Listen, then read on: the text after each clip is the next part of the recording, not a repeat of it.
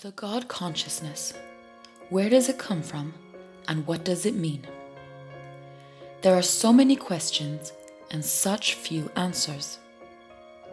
For those who have opened their eyes and are now walking through this God consciousness era, this is happening because you are now able to access that part of your brain that was until now closed to you.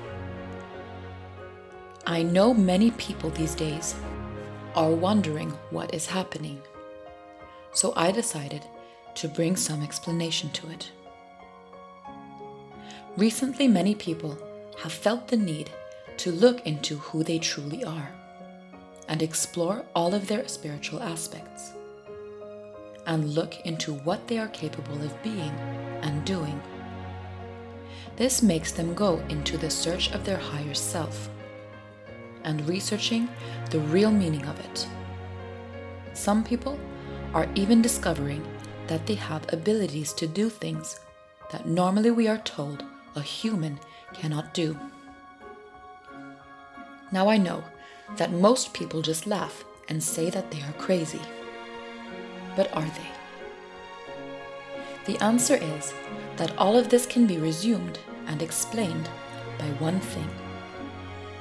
First of all, you must remember how history shows us that in the past there used to be many gods, or I prefer to say, humans that were seen as gods. You can see them everywhere. They are in drawings, sculptures, idols, stories, and so many things. You cannot deny that people in the past literally believed or knew that they existed. These were not just figures of their imagination. Many of the things that were exposed are way too precise or complicated for prehistoric people to invent. So many of the past mythologies definitely existed. Now, what I am getting at is that if people in the past were seen as gods, it is simply because they had powers and could do things that an average human couldn't do. You must wonder, well, how could they have done these things if they were just humans? What kind of powers could they have had, and how did they come to get them? You see, they could do these things because they had the ability to use the parts of their brain that a normal person cannot attain. As you know, the average person only uses a very small percentage of their brain's capacities. No one today can even give a clear answer as to how much of the brain we use on a daily basis. And hardly any people even know the capacity that a person could have if they used a larger percentage or even all of it. So could this really be that all of these people that were called gods in the past were nothing but humans capable of using a larger percentage of their brain's capacities? Well, you see, as it is written in many sacred texts, as above, so below. What do you think this really means? Could it mean, as the gods are above, so are we below? Are we capable of doing things that are now said to be impossible? I believe we are. Though, until now, only very few people have ever been capable of reaching this level of consciousness and gaining access to these extraordinary capabilities will always be extremely hard to do. And hardly anyone will ever be able to attain this form of advanced brain development, even though it is something that is available to everyone. I know it seems very hard to believe, but that is because we have been formated and told since our childhood that we are not capable of doing anything beyond what meets the eye. This may just be the true secret of life. Remember the words that were spoken by one of the greatest teachers of all times. He was seen as a divinity because he was capable of manifesting powers for all to see. Now, where he got these powers from is a huge topic of discussion that I won't get into here. But I am sure that his powers came from the very thing that we are talking about here: the expansion of consciousness. Now, if you rediscover his teachings, you might see what I mean.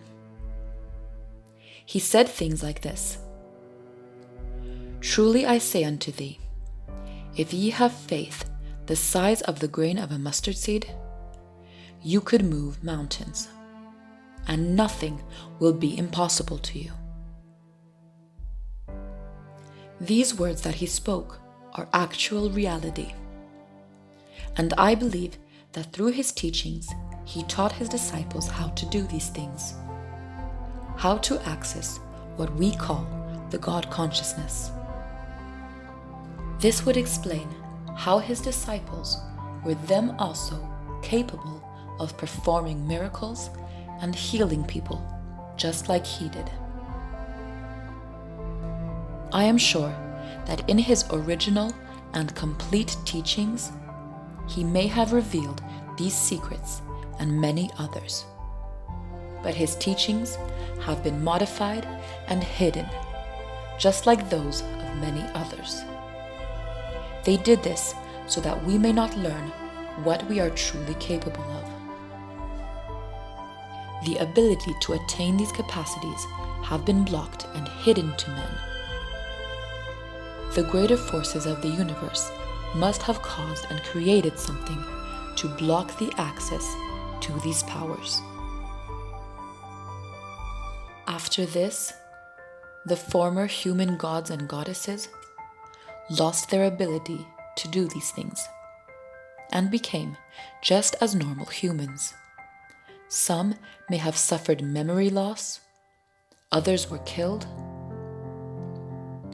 All of this was done to hide these things from us, so that our consciousness might never again obtain this state of being. Still, there were some that survived. Maybe it was the fallen angels, for they were not human. Whoever they were, through time, they have held on tightly to these secrets and given parts of them only to the ones that serve them and that are now in power. If they remain hidden, it is not for the good of humanity. They do this so that they may rule over us in secret. Though nothing is hidden to the good forces of the universe, and they have decided that the time has come for humans to access this greater state of consciousness, so that we may become equivalents to them. Because this may be the only way to recreate a balance in the world. They do not have the right to rule over us. They knew that this awakening of consciousness was going to happen, and this is why they have tried so hard to distract us, especially this year. So anyone who has been feeling this calling must be asking the question, what to do about this? When, where, and how? Well, I believe that the answers will come to you if you are meant to find them. Coincidences do not exist. Be aware of everything and take things as they come to you. Just remember to question everything and be careful of where you seek and what you search for, because the road is full of lies and distractions that will only lead you farther away from the authentic truth, or even worse, lead you into darkness. Just know that most of the writings out there are made or have been modified by them, and they are meant to lead you astray. Only a purification and perfect balance of the mind, body, and soul can lead you to a place where your spiritual can fully connect with your physical. You cannot be one without the other. How free can your soul be when your body is in chains? In freeing one, you must free the other. And you need to learn to have total faith in yourself. It is essential to be able to access this greater state of consciousness, for it is not attainable otherwise. One last thing that everyone has to and must remember is that there will always be a real force in the universe and spirit world that will always be greater than us. We can call it God, the Creator, the greater force of energy, karma, the laws of nature, or whatever it is that you want to call it.